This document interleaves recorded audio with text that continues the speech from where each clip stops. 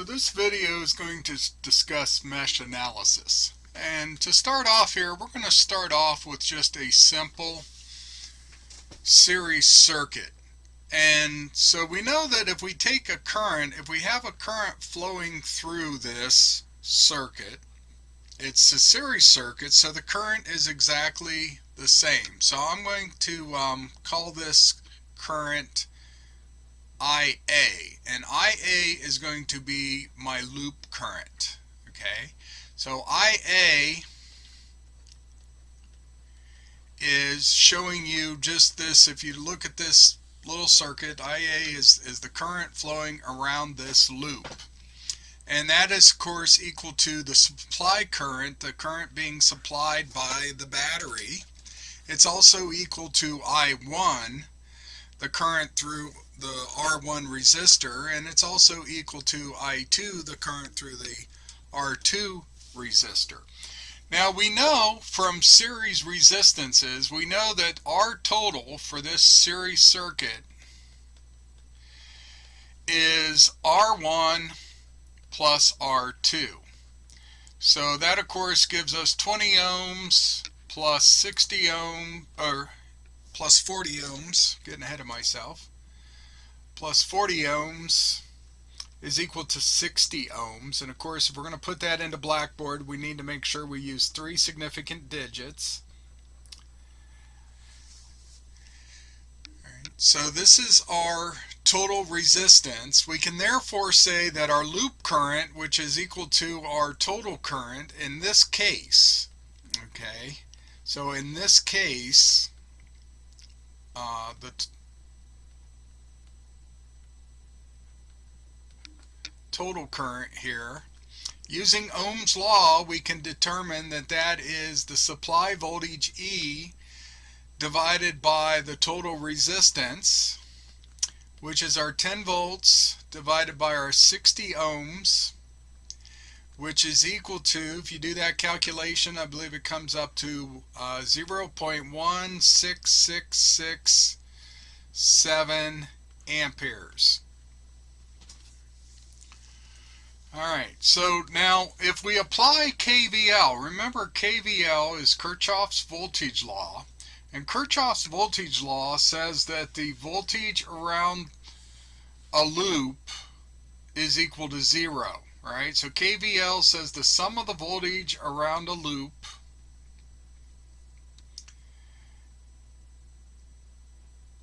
sum of the voltages around a loop is equal to 0.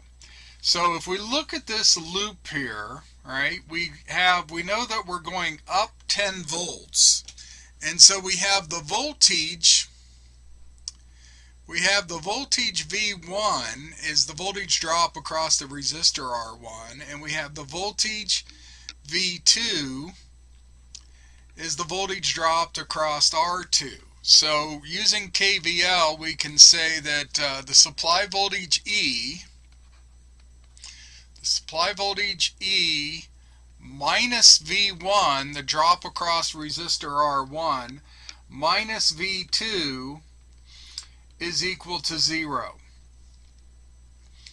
And so this is just simply the definition of Kirchoff's voltage law.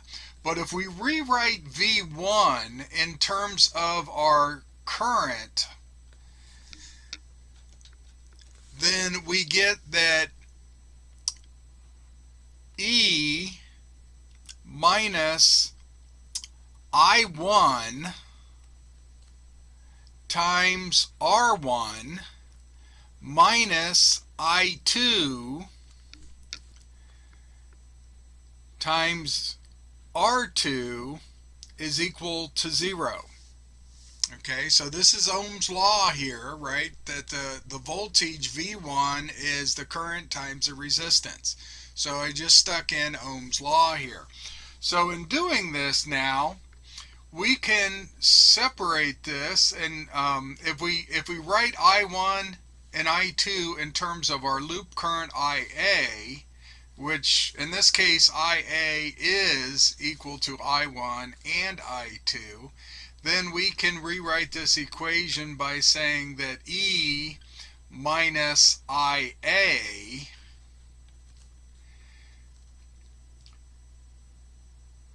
times R1 minus IA times R2 is equal to 0.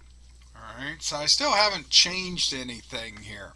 So if we rearrange this a little bit, we can, if we basically multiply minus 1 on both sides, right? So minus 1 on both sides, mathematically, we multiply by minus 1. That's going to change the signs. So that's going to give me a minus E plus and a plus here. All right, and so that, and then if I add the E on both sides, that gives me the voltage on the right side. So we get IA times R1 plus IA times R2 is equal to the supplied voltage E. And so now, we could factor this out and we could say like R1 plus R2 times IA is equal to E. And so, and if we come back and stick in the numbers, we know that R1 is 20 and R2 is 40. And we know that IA, we calculated IA up here to be 0.16667, right? And we multiply that and we find that that, of course, is equal to our 10-volt supply. All right, but what I want to kind of point out here is this equation right here. We have the loop current IA times the resistance, actually this equation here. So here we have the resistances times the current is equal to the voltage, which is really Ohm's law. All right, so if we actually look right there,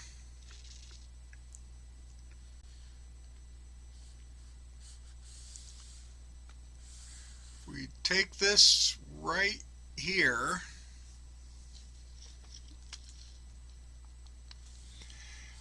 we end up getting that, right, the resistance times the current is equal to a voltage, right? And so this is actually Ohm's law here. And so when we do something called mesh analysis, okay, what mesh analysis basically does is it takes Kirchoff's voltage law and looks at loops in a circuit. So we look at the loop in a circuit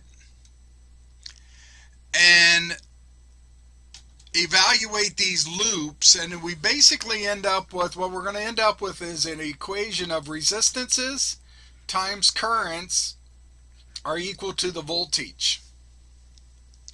Okay, and so that's kind of what we're looking at. So let's take a look at a parallel circuit here. So here is a parallel circuit.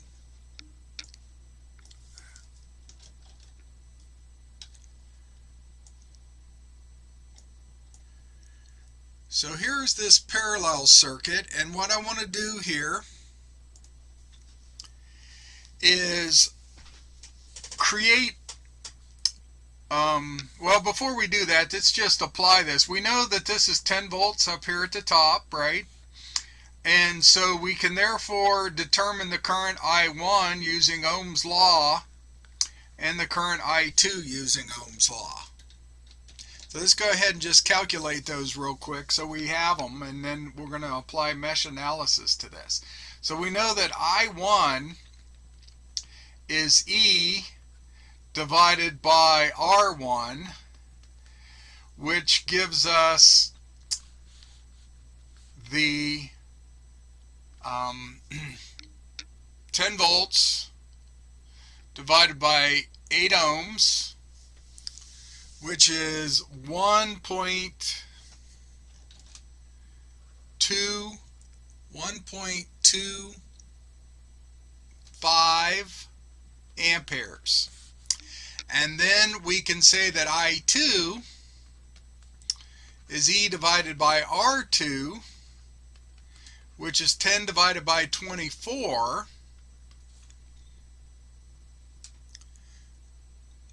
which is 0.416, oops, there's a 1 in here, 41667 amperes. And then we can do Kirchoff's current law, which says that the sum of the currents, okay, so it says the sum of the currents here, so we have the current coming in from our source is equal to I1 plus I2, right? So the sum of the currents are equal to 0 at a point here. Call this, this node here, point N. Okay, so we can see there that the total current I total is equal to I1 plus I2, and so the total current I now then is equal to 1.25 amperes plus 0.41667 amperes. And so if we add those up together, we get 1.667 amperes. Okay, that's just kind of the way it turned out. It's very similar to the total current above, but the total current above was 0.1667. So, these just kind of happen to be on these two circuits here. But now what I want to do then is I'm going to apply what we call mesh analysis. And mesh analysis, again, is applying Kirchoff's voltage law to a loop. So what it's saying is if I go around the loop, here, pick any loops, but now actually notice here though, we could pick a third loop. I could pick a third loop that goes around the entire outside. Okay, so we've got multiple loops to choose from here, but what we want to do is this loop here, notice this outside loop is kind of touching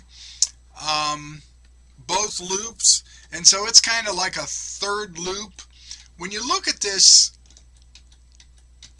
image here, it looks like these almost look like a window pane or something. Like if this was a, if we were to flip this vertically, let's just take a look here a minute. If I was to take this circuit here, maybe, and to flip this vertically,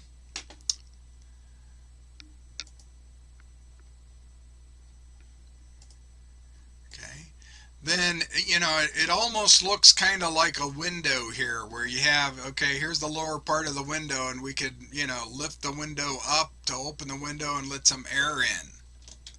Okay, so if you think about this as a window pane, we have two window panes, and so what we want to do then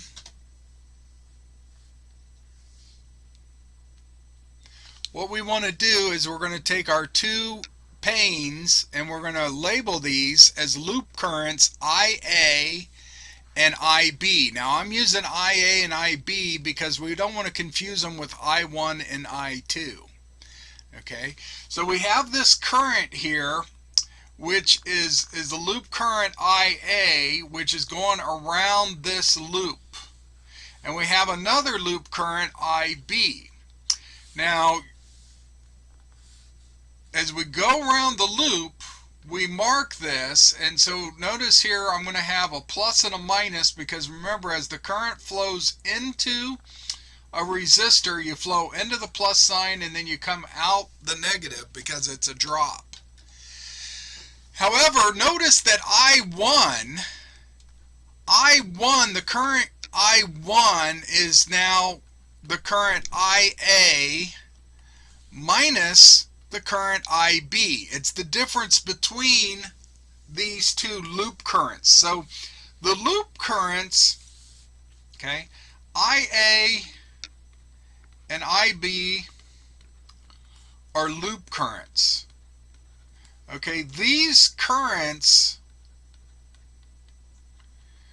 are just a definition. They're not exactly the current flowing through any particular device. What they are is a summation of these currents. And so as you can see there, right, I1, right, we have here I1 is IA minus IB. So if I wanted to get the voltage drop across the resistor R1, right, that is I1 times the resistance R1, okay, but I1 is AI minus IB. So this is IA minus IB times R1. That is our loop current. So now, given that, we can write the equation for this first loop. So we have loop 1 and loop 2. So or actually I should just label them A, I guess. Let's label, this is loop A and this is loop B. So we have loop A,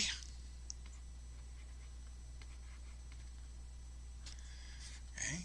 Loop A, we have our voltage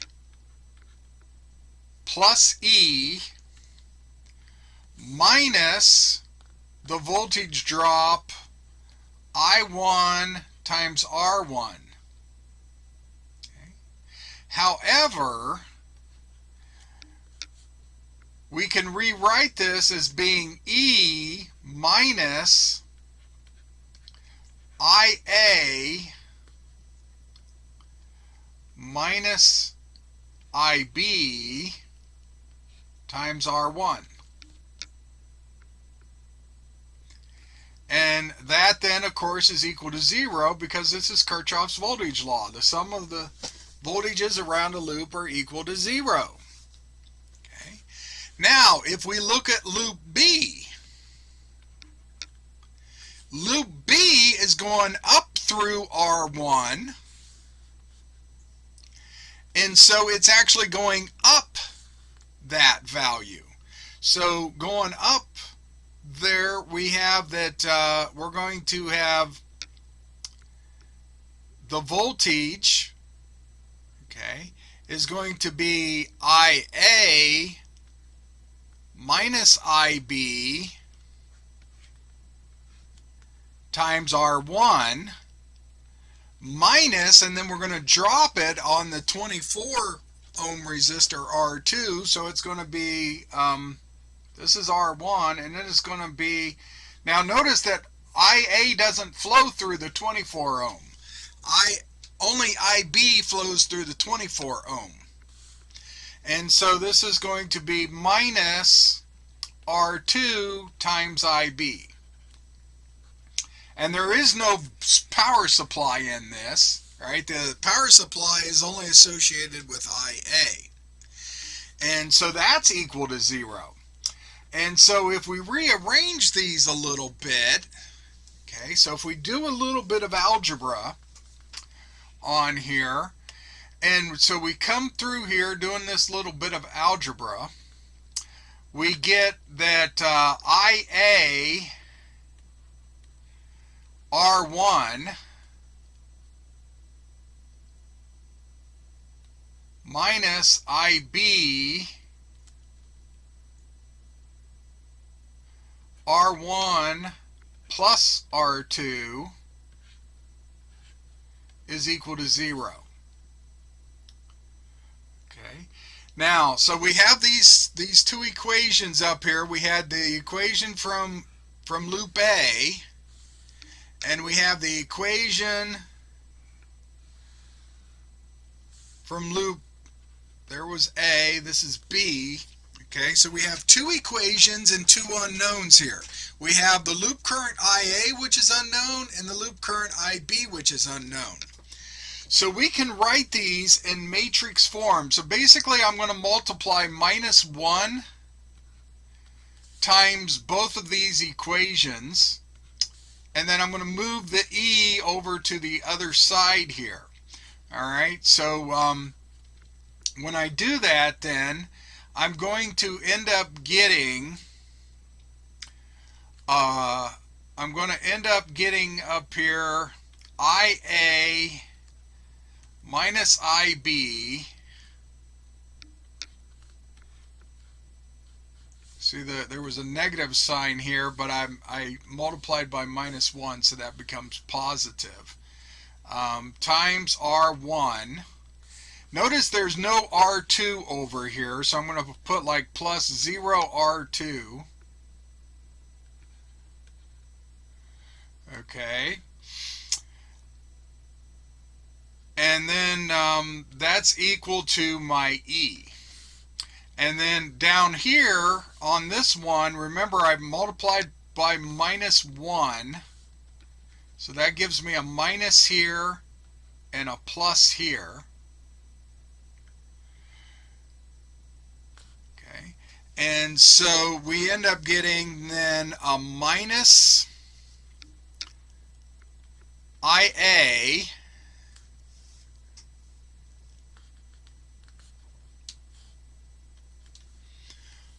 times R1 plus an IA minus IB times R2 is equal to 0.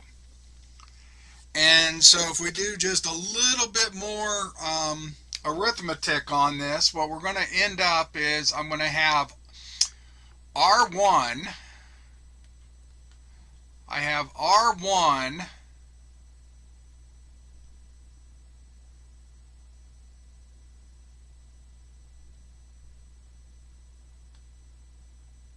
here, and then I have minus R1, and then here I have a minus R1, and here I have an R2. Now, okay, so this R1, this R1 had IA multiplied times it, and this one had IB, and this one had an IA,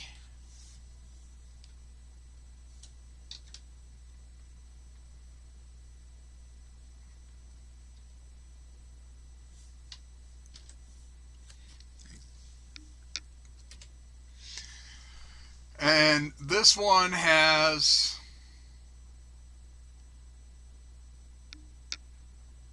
an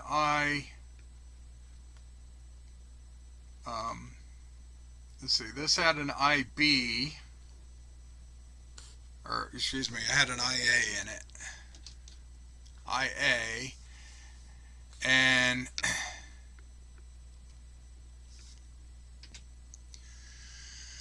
all right, so we have here in loop B, we had IA times R1.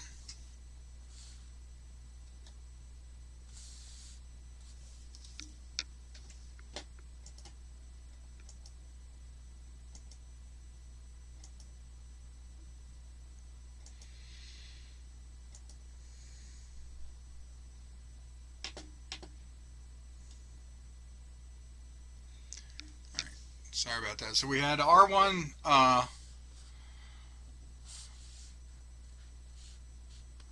we have IA times R1, and then with a negative sign in front of it, and then we had an IB times R1 plus an R2. So that gives us this equation down here where we have minus R1 times IA plus R1 plus R2 times IB. So we can then write this in matrix form. So we get a resistance matrix, which is R1 minus R1 minus R1, R1 plus R2. Then we have our currents, IA and IB.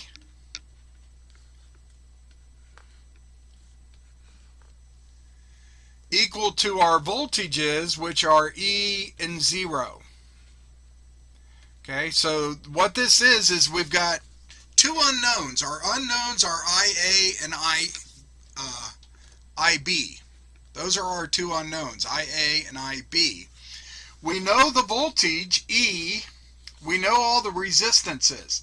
Now notice here, this is something, this matrix here, notice that the diagonals here are positive. Notice these are positive, they're resistances, and the resistances are added together. Notice that the off diagonal, the other direction, are negative and symmetric. So whatever this is, in this case it's simply R1, they're both negative and they're both exactly the same. Okay, so you're going to see that anytime you're doing this, the diagonals here are positive and the off diagonals are negative, and the off diagonals are symmetric. So once you get this side of the triangle done, this side should be the same. Okay, now that we have that, we can then go in and solve these values. Now remember, R1, look up here, R1 is 8, R2 is 24, and our voltage was 10. So what I'm going to do, I'm going to leave this equation here. I'm going to resize this window a little bit so we can still see the equation down there. Now I'm using a program called Octave, and if you need to, you can use your calculator if you want, but Octave just does a beautiful job of this because you can very easily see what you're doing in here. So there is a version of this Octave called octaveonline.net. Okay, so you can go to octaveonline.net and do these calculations, or you can install Octave. It's a free software. It'll run on any type of computer. But what I'm going to do is I'm going to build my R matrix. So I'm going to build my R matrix here, and I'm going to put in bracket. Remember, R1 was 8, comma, minus 8. And then to do the next row, to do the second row, I'm going to put a semicolon, and then minus 8, comma, and then we had R1, which was 8, and R2, which was 24. And then I put a closing right bracket. Okay. What did I miss here? R.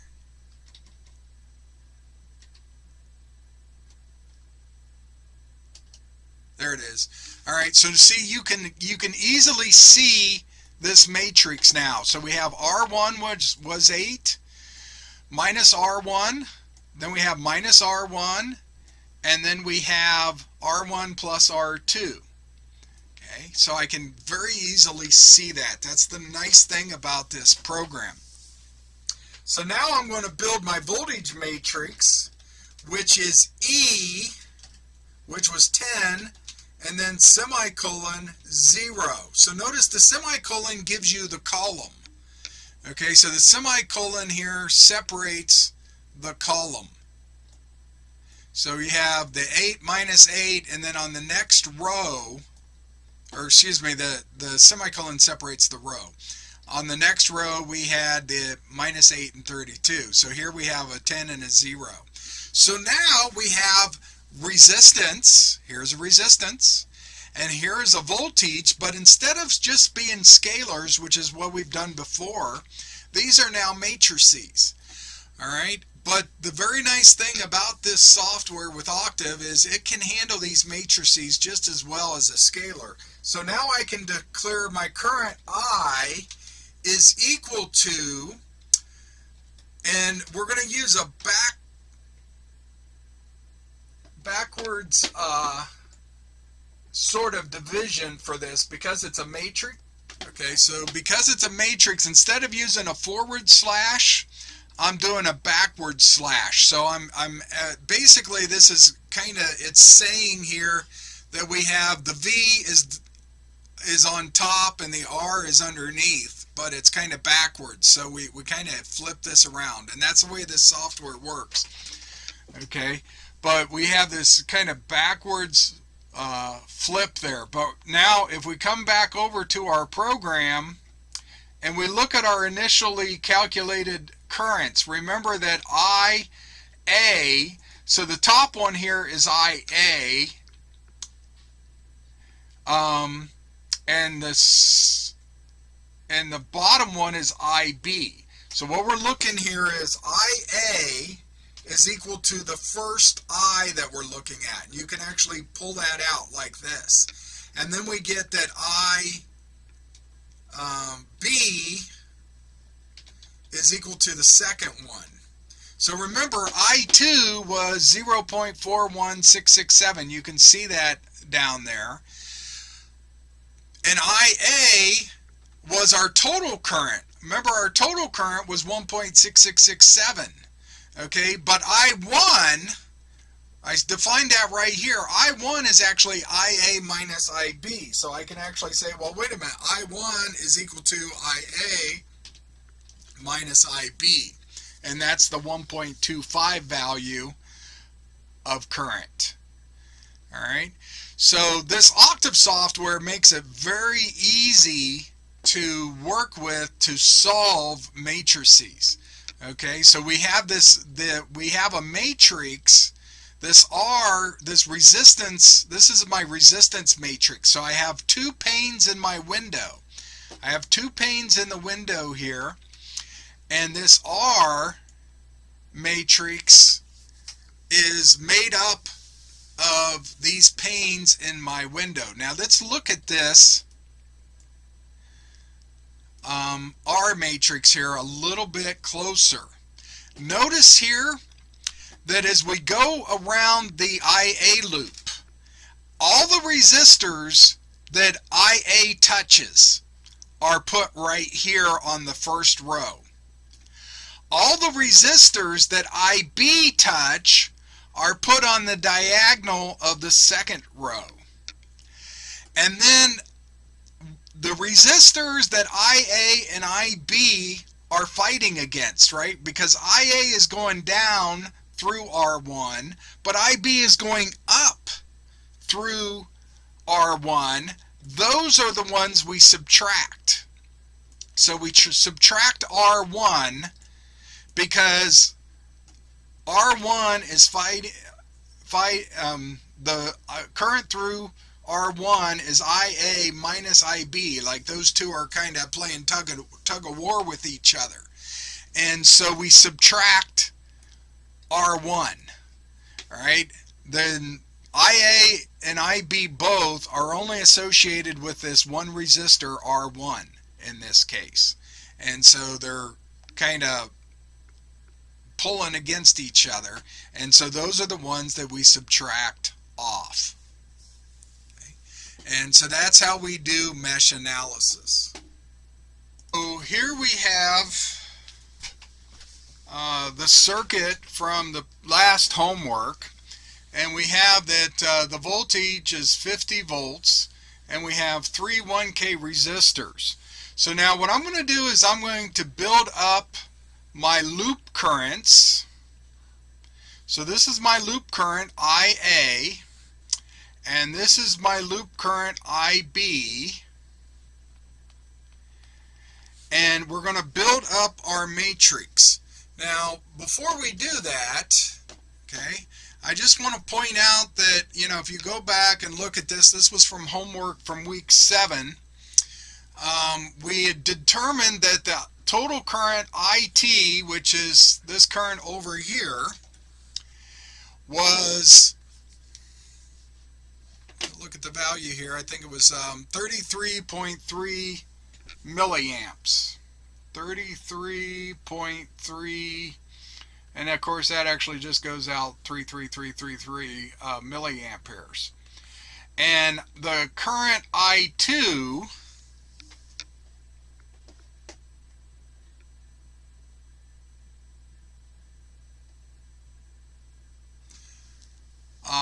is going to be half of that, because the two resistors are equal, so it's going to split up. So the current through I2 and the current through I3 actually are going to end up to be 16.6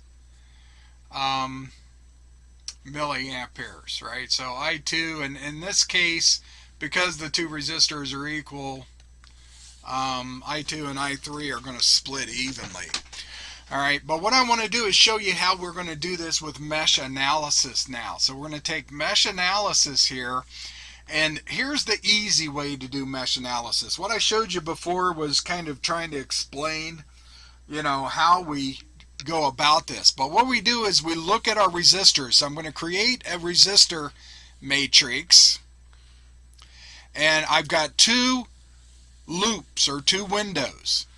Okay, so the first one is going to be for A. So we're going to go through here and we're going to go find out all the resistors touching A. All right.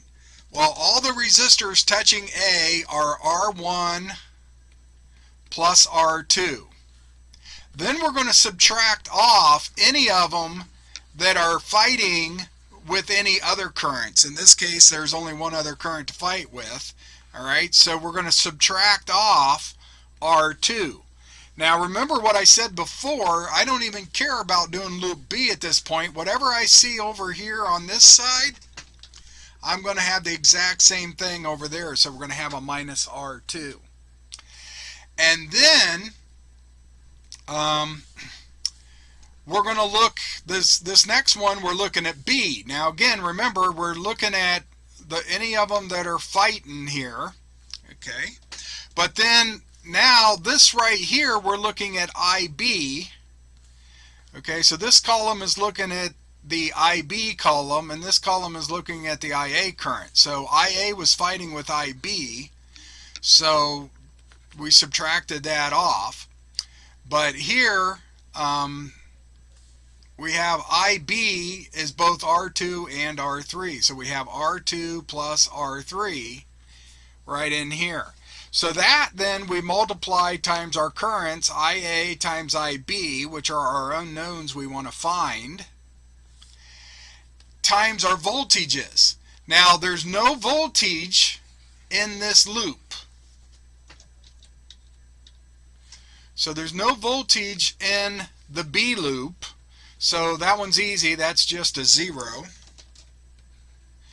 And there's 50 volts. There's 50 volts in the A loop, and notice that I defined the A loop as going clockwise. And the voltage E is pushing up in the clockwise direction, which is the way that I defined my loop current. Now, we always want to define our loop current clockwise. You don't have to. You could define them counterclockwise, but you want to always be consistent. So always go clockwise. So these are going clockwise. Okay, always go in a clockwise direction. All right, so so that was my voltage. I could have just wrote E there, but that's 50 volts. All right, so now if we punch in these numbers, R1 and R2 is 2K, right? And then R2 is 1K, so it's minus 1K, minus 1K, and then R2 and R3 is 2K, okay? And so that is our R matrix, and then that's equal to our 50 and 0. And then of course we had our currents here, IA and IB. Okay, so this is kind of our matrix. So this is R times I is equal to V voltage, right? So this is basically an Ohm's Law thing going on here. So if we flip back over here to our Octave software, and I define my R matrix equal to bracket 2, comma 1, semicolon, or no, minus 1, semicolon, minus 1, comma 2. There's my R matrix. Now notice I could have put thousands in here because there's K's in there, right? So technically I should put like thousands. Okay. However, right, so I had to put all these thousands in here. All right. And so I could do that, and I'd have to do it for every single one. But as long as they're all in kilo ohms, you can leave the K's off, and then remember that you're going to end up with milliamperes when you're done, right? So because of the K's there. So if you leave off the K's, remember then you just have to scale your currents by milliamperes. All right, so given that now, I'm going to build my V matrix, which is just the voltage, which is just 50 semicolon 0. And then I'm going to calculate my current now becomes I is R, and then this backslash V. Notice that it's a backslash. We read from left to right. This slash is falling backwards the way we just read. The normal slash, called a forward slash, is falling in the direction that we're reading. But we need to use a backward slash here because we actually need to be dividing by V. And so that's what this backslash says. We're dividing V by R is what the backslash is saying. And so there you can see these values now, right? Here are these values. This is my current. And so there's my current there.